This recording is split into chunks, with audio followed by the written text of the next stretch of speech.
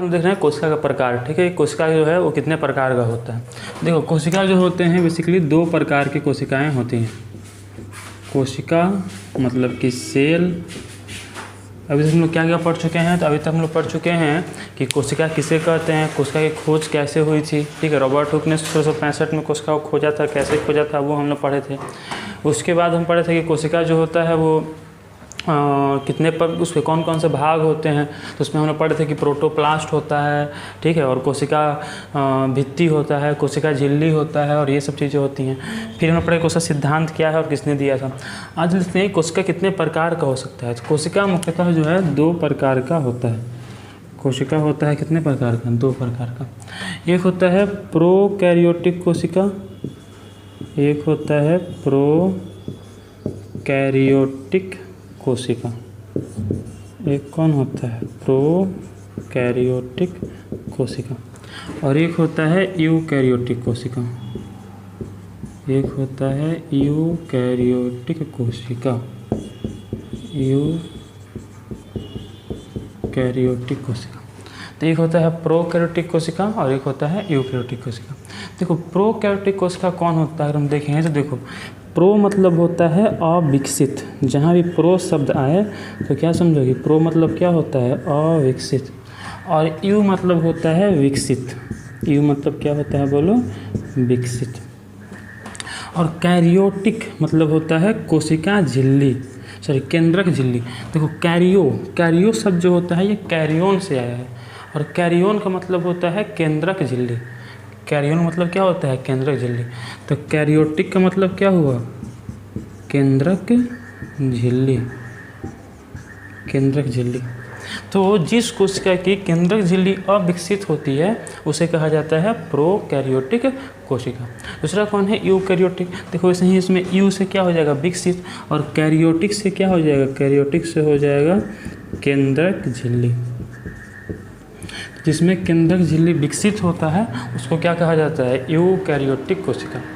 ठीक है, जिसमें केंद्रक झिल्ली अविकसित है उसको बोलते हैं प्रोकैरियोटिक। मतलब देखो कोशिका हम लोग जो भाग पढ़े थे तो हम लोग क्या देखेंगे, कोशिका के अंदर केंद्रक होता है और केंद्रक के ऊपर झिल्ली हो सकता है। तो अगर केंद्रक झिल्ली विकसित है तो उस कोशिका को क्या कहते हैं, यूकैरियोटिक। और अगर केंद्रक झिल्ली विकसित नहीं है तो उसको क्या कहते हैं, प्रोकैरियोटिक कोशिका कहते हैं। क्या कहते हैं उसको, प्रोकैरियोटिक कोशिका कहते हैं।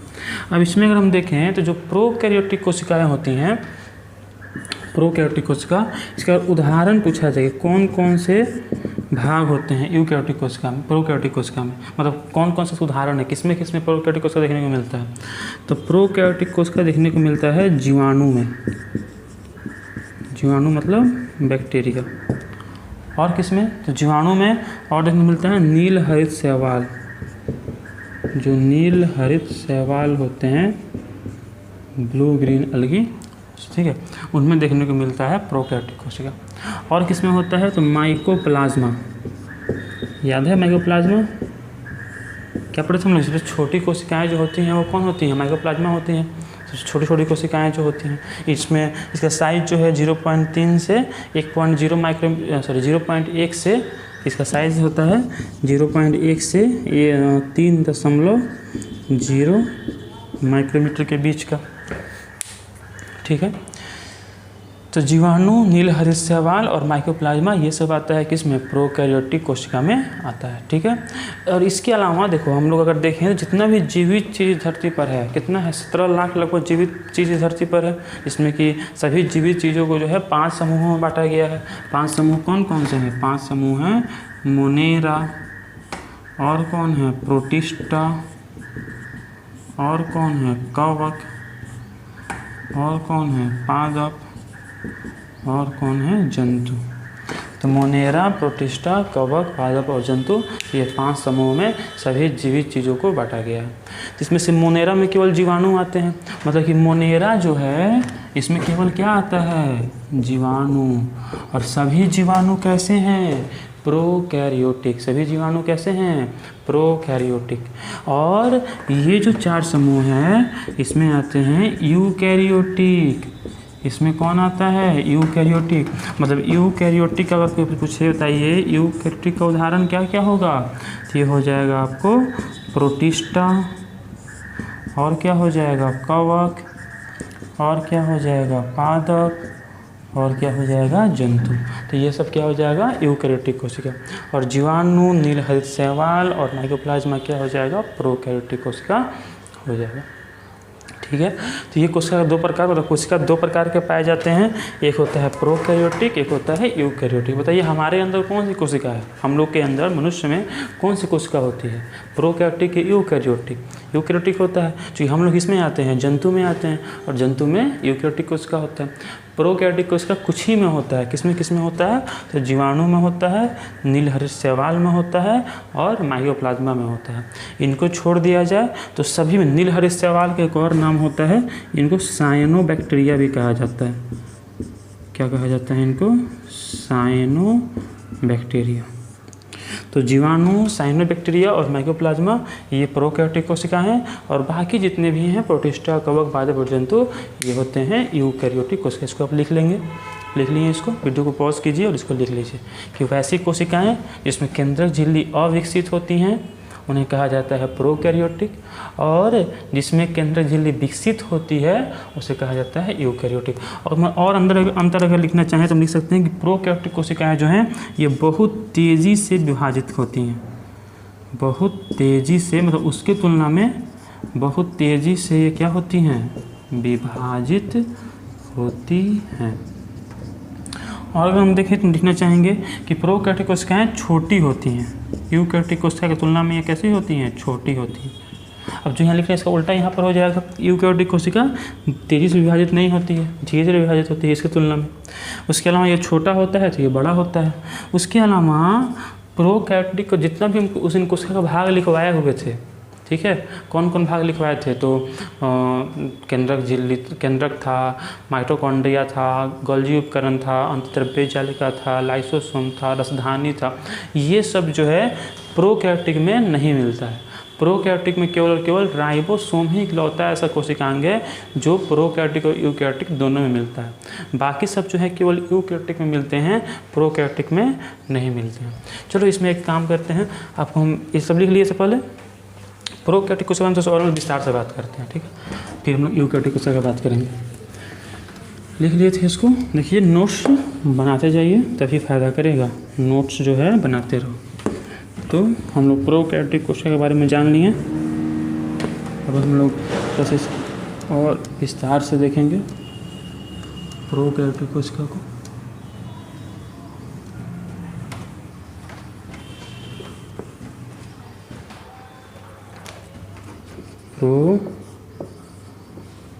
प्रोकैरियोटिक कोशिका, प्रोकैरियोटिक कोशिका, जिसमें क्या होता है, प्रो मतलब अविकसित, कैरियोटिक मतलब केंद्रक झिल्ली। जिसमें केंद्रक झिल्ली अविकसित होता है उसे क्या कहा जाता है, तो उसे प्रोकैरियोटिक कोशिका कहा जाता है, ठीक है।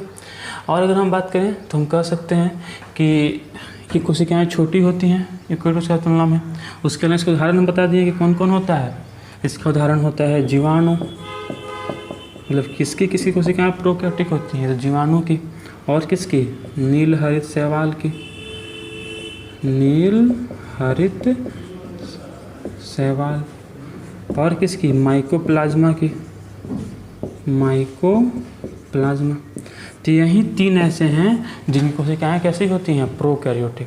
बाकी सभी कोशिकाएं कैसी होती हैं, बाकी सभी कोशिकाएं जो हैं यूकैरियोटिक होती हैं। और थोड़ा हम बात करें, देखिए जो प्रोकैरियोटिक कोशिकाएं होती हैं, अच्छा इसी में कौन आता है, पीपीएलओ, कहते हैं ना, सबसे छोटी कोशिका होती है, कौन होती है, पीपीएलओ। पीपीएलओ किस में आता है, पीपीएलओ जो है वो माइकोप्लाज्मा ग्रुप में ही आता है, ठीक है। और अगर हम बात करें तो हम बोलेंगे कि जो प्रोकैरियोटिक कोशिका होता है, ठीक है, इसमें 3 परत होता है, मतलब इसके ऊपर 3 ऐसे परत होता है। जो सबसे ऊपरी परत होता है इसको कहते हैं ग्लाइकोकैलिक्स। क्या कहते हैं इसको, ग्लाइकोकैलिक्स। जो इसके नीचे होता है ये तो हो गया सेल वाल, या इसको हम क्या बोल सकते हैं, कोशिका भित्ति, सेल वाल, या फिर बोल सकते हैं कोशिका भित्ति। और जो इसके अंदर वाला होता है वो कौन हो गया, सेल मेम्ब्रेन, या फिर कोशिका झिल्ली, कोशिका झिल्ली। तो इस तरह से प्रोकैरियोटिक कोशिका मतलब मेनली जीवाणु, जब हम प्रोकैरियोटिक कोशिका बोल रहे हैं तो हमें क्या होना चाहिए, जीवाणु होना चाहिए। ये सब भी होता है, माइकोप्लाज्मा, नील हरित भी होते हैं, लेकिन आपके मन में बेसिकली जीवाणु का चित्राना चाहिए। तो जीवाणु जो होता है उसमें 3 होते हैं, ऊपर में होता है ग्लाइकोकैलिक्स, नीचे में कौन होता है, सेल वॉल, और उसके नीचे में कौन होता है, सेल मेम्ब्रेन कोशिका झिल्ली। ठीक है, उसके बाद हम देखें जीवाणु की हम बात कर रहे हैं, तो जीवाणु जो होते हैं वो 4 प्रकार के होते हैं। जीवाणु को उनके शेप के आधार पर 4 प्रकार में बांटा गया है। 4 प्रकार कौन कौन सा है, तो कुछ जीवाणु होते हैं बोलते हैं बैसिलस, कुछ को क्या कहते हैं, बैसिलस। बैसिलस कौन होते हैं, बैसिलस उन जीवाणु को कहते हैं जो रॉड के आकार के होते हैं, रॉड के आकार का। ठीक है, उन्हें क्या कहते हैं, उन्हें कहते हैं बैसिलस, जो होते हैं रॉड के आकार के। कुछ होते हैं जिन्हें कहते हैं कोकस, क्या कहते हैं इनको, कोकस। कोकस कौन होते हैं, तो कोकस वो होते हैं जो कि ऐसे गोलाकार होते हैं, जो ऐसे रॉड के आकार का है, उन्हें क्या कहते हैं, बैसिलस जीवाणु कहते हैं। जो ऐसे गोलाकार है, कैसा है, गोलाकार, उन्हें क्या कहते हैं, कोकस। कुछ ऐसे होते हैं जो ऐसे कॉमा के आकार के होते हैं, कॉमा के आकार के, इन्हें कहते हैं विब्रियो। इन्हें क्या कहते हैं, विब्रियो, जो कैसे होते हैं, कॉमा के आकार का होते हैं। ये बोल सकते हैं कोसाकार। ठीक है, कोसाकार। कुछ ऐसे होते हैं जो सर्पिल होते हैं, मतलब आपस में एकदम ऐसे उलझे हुए रहते हैं, तो इन्हें कहते हैं सर्पिलाकार। क्या कहते हैं इन्हें, सर्पिलाकार, या फिर इसको हम कह सकते हैं स्पाइरिलम। क्या कह सकते हैं, स्पाइरिलम। तो इस तरह से 4 ग्रुप में जो है हम जीवाणु को बांट सकते हैं, बैसिलस, कोकस, विब्रियो और स्पाइरिलम। ठीक है, तो ये हुआ किस आधार पे, इनके शेप के आधार पर किन शेप का जो है जीवाणु है। ठीक है, तो ये हुआ प्रोकैरियोटिक कोशिका के बारे में। और हम बात कर लें अगर माइकोप्लाज्मा का, तो माइकोप्लाज्मा भी जीवाणु ही है, या ये बोले कि प्रोकैरियोटिक कोशिका ही है। इन बारे में 1-2 खास बात है। पहली बात ये है कि ये इनमें कोशिका भित्ति नहीं होता है, इनमें कोशिका भित्ति नहीं होता है। माइकोप्लाज्मा जो होते हैं इनमें कोशिका भित्ति नहीं होता है। और दूसरी बात ये होता है कि जो माइकोप्लाज्मा होते हैं ये बिना ऑक्सीजन के जिंदा रह सकते हैं, बिना ऑक्सीजन के जिंदा रह सकते हैं। कौन, माइकोप्लाज्मा। तो क्या क्या बात है, पहली बात कि प्रोकैरियोटिक कोशिका में कौन कौन आता है, तो जीवाणु आता है, नील हरित शैवाल आता है, और कौन आता है, माइकोप्लाज्मा आता है। और क्या पढ़े कि जो प्रोकैरियोटिक कोशिकाएं होती हैं, ठीक है, वह छोटी होती हैं, वह ज़्यादा तेज़ी से विभाजित हो सकती हैं। ठीक है, उसके अलावा जो है इसमें हम देखें तो इसमें 3 परत होता है, ग्लाइकोकैलिक्स होता है, कोशिका भित्ति होती है, कोशिका झिल्ली होती है। और हम देखें तो जीवाणु इसमें आता है, जीवाणु आकार के आधार पर 4 प्रकार के होते हैं, बैसिलस, कोकस, कोसाकार और सर्पिलाकार। ठीक है, बैसिलस होता है रॉड के आकार का, कोकस होता है गोलाकार, विब्रियो होता है कॉमा के आकार का, और सर्पिल उसमें एकदम कुंडलित होता है। उसके अलावा माइकोप्लाज्मा भी इसमें आते हैं प्रोकैरियोटिक कोशिका में, और माइकोप्लाज्मा जो होते हैं इनमें कोशिका भित्ति नहीं होती है, और ये बिना ऑक्सीजन के ही जिंदा रह सकते हैं। ठीक है, अब हम लोग आगे बात करेंगे, इसको नोट कर लो, नोट कर लिए इसको। अब हम आगे बात करेंगे कोशिका झिल्ली के बारे में। ठीक है, अभी हम लोग बात कर लिए प्रोकैरियोटिक कोशिका के बारे में कि प्रोकैरियोटिक कोशिका क्या होता है। ठीक है, किसमें पाया जाता है। तो प्रोकैरियोटिक कोशिका में लिखने की बात और लिख लेना कि इसमें केंद्रक झिल्ली नहीं पाई जाती है, और कोई भी झिल्ली सहित कोशिकांग इसमें नहीं होता है। हम जितना भी अभी झिल्ली सहित कोशिकांग पढ़े हुए हैं, ठीक है, माइटोकॉन्ड्रिया, अंतर्द्रव्य जालिका, लाइसोसोम, गोल्गी उपकरण, जितना भी पढ़े हुए हैं उसमें से कोई भी झिल्ली सहित कोशिका जो है वो देखने को नहीं मिलता है प्रोकैरियोटिक में। एक ही ऐसा कोशिकांग है जो प्रोकैरियोटिक में देखने को मिलता है, और वो यूकैरियोटिक में भी होता है, और वो कौन है, राइबोसोम। कौन है वो, राइबोसोम। तो राइबोसोम इकलौता ऐसा कोशिकांग है जो कि प्रोकैरियोटिक और यूकैरियोटिक दोनों में देखने को मिलता है। और थोड़ा सा और हम बात करें थोड़ा सा प्रोकैरियोटिक कोशिका के बारे में, तो प्रोकैरियोटिक कोशिका से हम बोले कि ऊपर में कौन होता है, ग्लाइकोकैलिक्स, उसके नीचे कौन होता है, कोशिका भित्ति, उसके अंदर कौन होता है? कोशिका झिल्ली। और जो कोशिका झिल्ली होता है वह इसमें रूपांतरित होकर बनाता है एक संरचना जिसको कहते हैं मीसोसोम या मीजोसोम या मीसोसोम। तो पूछा जाता है ये कि मीजोसोम जो है या मीसोसोम जो है वह किसका रूपांतरित रूप है? तो क्या बोलोगे? कोशिका झिल्ली का जो है वो रूपांतरित रूप है।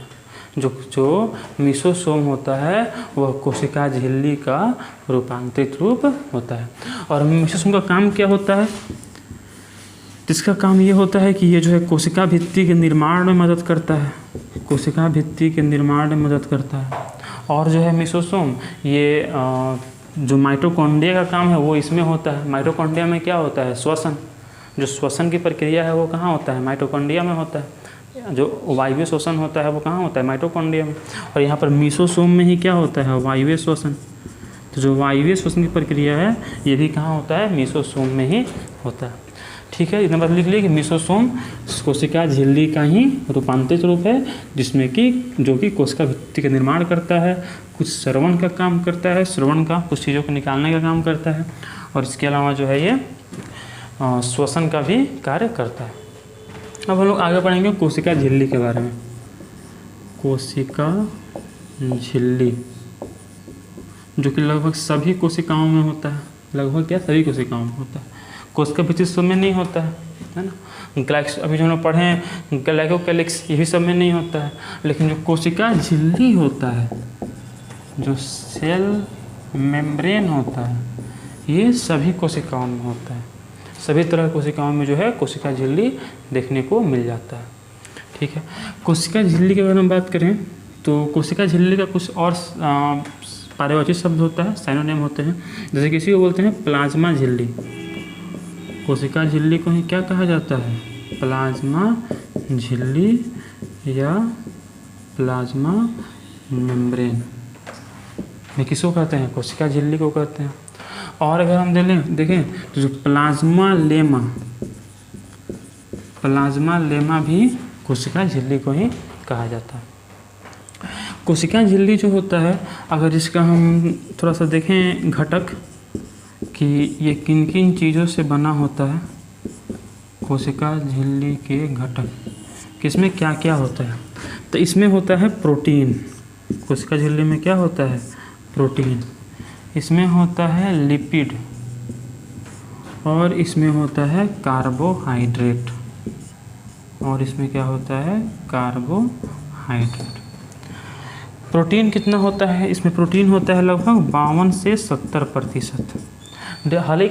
हर एक जीव में जो कोशिका झिल्ली है उसमें अलग अलग प्रोटीन के परसेंटेज होता है। ठीक है, लेकिन कितने से कितने बीच में होता है? 52 से 70 के बीच में होता है। और सही लिपिड जो है ये होता है 20 से 40%, और कार्बोहाइड्रेट जो है ये होता है 1 से 5%। प्रोटीन कितना होता है? 52 से 70%, लिपिड होता है 20 से 40%, और कार्बोहाइड्रेट होता है 1 से 5%। हम लोग अगर बात करें देखो हर एक कोशिका में अलग अलग होता है, लेकिन कोशिका झिल्ली के अध्ययन के लिए सबसे अच्छी जो कोशिका होती है वो होती है RBC। पूछा जाएगा एक कोशिका झिल्ली के अध्ययन के लिए सबसे अच्छी कोशिका कौन होती है? तो RBC होती है। और जो RBC होता है इसमें 52% प्रोटीन होता है। RBC में प्रोटीन कितना होता है? 52%। और RBC में जो लिपिड होता है ये होता है 40%। RBC में प्रोटीन होता है 52% और लिपिड कितना होता है? 40% लिपिड जो है RBC में देखने को मिलता है।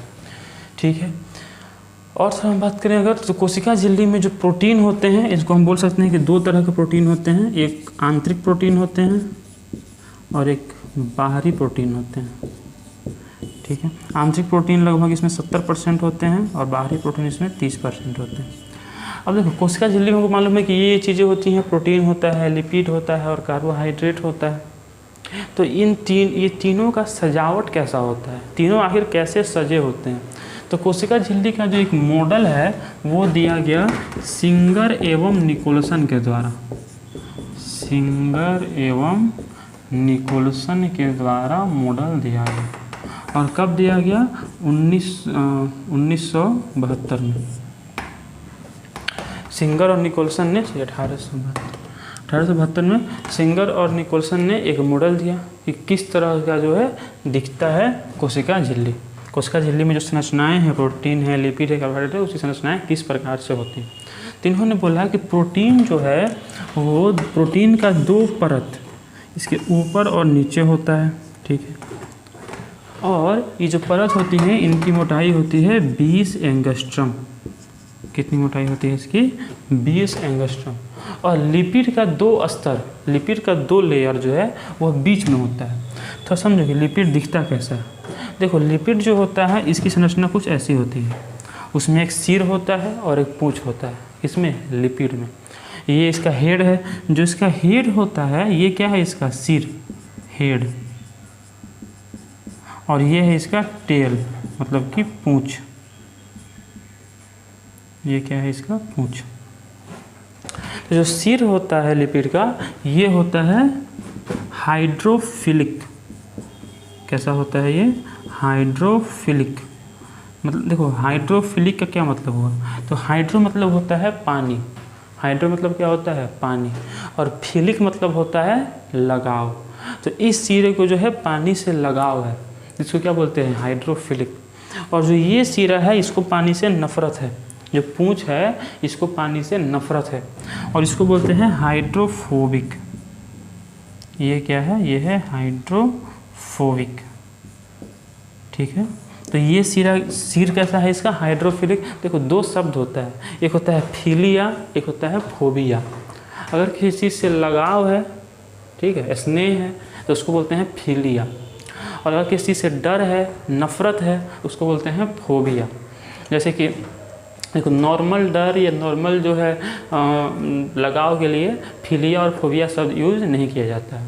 जैसे कि मान लो किसी आदमी को अगर डर लगता है ऊंचाई से, ठीक है, तो उसको हम क्या बोलेंगे? उसको फोबिया है। या फिर मान लो किसी को अगर पानी से डर लगता है तो उसको हम क्या बोलेंगे? फोबिया है, हाइड्रोफोबिया है उसको, जो कि होता है नॉर्मली रेबीज बीमारी में हो जाता है, इंसान को पानी से डर लगता है, ठीक है। मान लो किसी को अगर शेर से डर लगता है तो ये फोबिया नहीं है, ठीक है। शेर से डर सबको लगता है, तो मतलब डर उस प्रकार के जो सबको नहीं लगता हो, स्पेशल कंडीशन। जैसे कि मान लो सबको छिपकली से डर नहीं लगता है, लेकिन किसी किसी को छिपकली से डर लगता है, तो वो क्या होगा? वो फोबिया हो, ठीक है। छिपकली से, कॉकरोच से, मकड़ी से, इससे अगर डर लगता है तो ये फोबिया कहलाएगा। वैसे ही फिलिया क्या हुआ? तो स्पेशल टाइप का इसने लगा। जैसे कि अगर हम देखें तो सबको जो है पेट्रोल या जो केरोसिन तेल होता है उसका गंध अच्छा नहीं लगता है, लेकिन बहुत लोग को अच्छा लगता है, तो वो क्या हुआ? फिलिया हुआ। मतलब फिलिया और फोबिया मतलब क्या होता है? फिलिया मतलब होता है स्नेह, फोबिया मतलब क्या होता है? डर, नफरत, ठीक है। तो लिपिड जो होता है इसमें सिर होता है और पूंछ होता है। सिर कैसा होता है? हाइड्रोफिलिक, और पूंछ कैसा होता है इसका? हाइड्रोफोबिक। अब ये जो सिंगर और निकोलसन ने जो मॉडल दिया, ठीक है, 1972 में दिया, जो मॉडल दिया किसका? कोशिका झिल्ली का। हालांकि उस मॉडल को बोलते हैं तरल मोज़ाइक मॉडल। क्या बोलते हैं उसको? तरल मोज़ाइक मॉडल। आ सकता है बताओ तरल मोज़ाइक मॉडल किसने दिया था? तो सिंगर और निकोलसन ने 1972 में दिया था। अंग्रेजी में बोलेंगे fluid mosaic model, fluid mosaic model.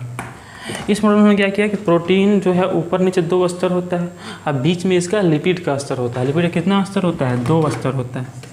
Lipid का कितना स्तर होता है? लिपिड का 2 स्तर होता है। उसमें से जो उसका सिर है, जो इसका हाइड्रोफिलिक भाग है, ये प्रोटीन की तरफ मतलब बाहर की तरफ होता है, और जो इसका हाइड्रोफोबिक भाग है, जिसका पूंछ है, वो अंदर की ओर होता है। तो ये क्या है? ये है लिपिड। ये दोनों ऊपर नीचे क्या है? प्रोटीन। ऊपर नीचे तो ये 2 दिख रहा है, ये क्या है? प्रोटीन। अब बीच में ये क्या है? ये है लिपिड द्विस्तर। ये क्या है? लिपिड द्विस्तर, लिपिड बाईलेयर, लिपिड बाईलेयर। और इसकी जो मोटाई होती है ये होती है 35 एंगस्ट्रम। अब पता ही होगा कि 1 एंगस्ट्रम में कितना मीटर होता है? तो 1 एंगस्ट्रम में जो है 10 के पावर -10 मीटर होता है। 1 सेंटीमीटर में कितना होता है? 10 के पावर -2 मीटर होता है। 1 मिलीमीटर में कितना होता है? 10 के पावर -3 मीटर होता है। 1 माइक्रोमीटर में कितना होता है? 10 के पावर -6 मीटर होता है, ठीक है। तो लिपिड द्विस्तर की मोटाई कितनी होती है? 35 एंगस्ट्रम। तो पूछा जाएगा बताओ कि पूरे कोशिका झिल्ली है इसकी मोटाई कितनी हुई? तो 20 और 35 55 और 20 75। तो कितना मोटाई हुआ? 75 एंगस्ट्रम। कितना हुआ? 75 एंगस्ट्रम मोटाई हुई किसकी? कोशिका झिल्ली की।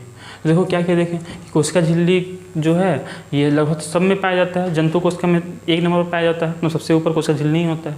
और पादप कोशिका में 2 नंबर पर पाया जाता है, क्योंकि पहले नंबर पे कोशिका भित्ति होता है। कोशिका झिल्ली का कुछ और नाम क्या है? तो प्लाज्मा झिल्ली है, प्लाज्मा लेमा है, ये सब कुछ नाम है। कोशिका झिल्ली जो है इसमें क्या क्या होता है? तो कोशिका झिल्ली में प्रोटीन होता है, लिपिड होता है और कार्बोहाइड्रेट होता है। प्रोटीन कितना % होता है? तो 52 से 70% सब कोशिकाओं में अलग अलग होता है। लिपिड कितना होता है? लिपिड होता है 20 से 40%। कार्बोहाइड्रेट कितना होता है? तो 1 से 5%। प्रोटीन जो है ये कहाँ कहाँ होता है? तो प्रोटीन दोनों किनारों पर होता है, और इसके अलावा जो है अंदर भी प्रोटीन होता है, जिसको बोलते हैं आंतरिक प्रोटीन। ठीक है। और लिपिड का 2 स्तर होता है, और यहाँ ब्रांचिंग निकला होता है, और जो ब्रांचिंग होता है यही शुगर होता है। जो ब्रांचिंग है यही क्या है? शर्करा, कार्बोहाइड्रेट। शर्करा मतलब क्या? कार्बोहाइड्रेट। शर्करा मतलब कार्बोहाइड्रेट। तो ये यहाँ पर ब्रांचिंग निकला हुआ है। ठीक है। फिर लिपिड जो होते हैं इसको 2 भाग होते हैं, एक सिर होता है, एक पूंछ होता है। सिर कैसा होता है? हाइड्रोफिलिक। पूंछ कैसा होता है? हाइड्रोफोबिक। हाइड्रोफिलिक मतलब क्या है? इसको पानी से लगाव है। हाइड्रोफोबिक का मतलब क्या है? इसको पानी से नफरत है। ठीक है। कोशिका जो होता है इसका मॉडल, कोशिका झिल्ली का मॉडल किसने दिया? तो सिंगर और निकोलसन ने दिया। कब दिया? 1972 में। क्या बोलते हैं उसको? तरल मोजाइक मॉडल। इस मॉडल में क्या बताया गया कि प्रोटीन जो है उसका 2 लेयर किनारे पाया जाता है, और बीच में क्या होता है? लिपिड का 2 स्तर होता है। लिपिड के जो 2 स्तर होता है, इसमें जो इसका हाइड्रोफिलिक वाला भाग है वो बाहर की ओर होता है, और हाइड्रोफोबिक वाला भाग जो है वो अंदर की ओर होता है। और लिपिड के दोनों स्तर की मोटाई कितनी होती है? तो होती है 35 एंगस्ट्रम। और दोनों जो इसमें स्तर होते हैं लिपिड के, उनकी मोटाई कितनी होती? प्रोटीन के जो स्तर कितनी मोटाई होती है? उसकी 20 एंगस्ट्रम। तो सब मिला के मोटाई कितना हुआ? 75 एंगस्ट्रम इसकी मोटाई है। ठीक है। तो इस वीडियो को हम खत्म करते हैं। इसको आप लिख लीजिए, अगर लिखे अभी तक तो। अगली वीडियो में हम लोग कोशिका झिल्ली के बारे में आगे बात करेंगे कि कैसे कोशिका झिल्ली में परिवहन होता है, और परिवहन कितने प्रकार का होता है। ये सब बात हम लोग अगले क्लास में करेंगे। ठीक है। तब तक के लिए पढ़ाई करते रहें। धन्यवाद।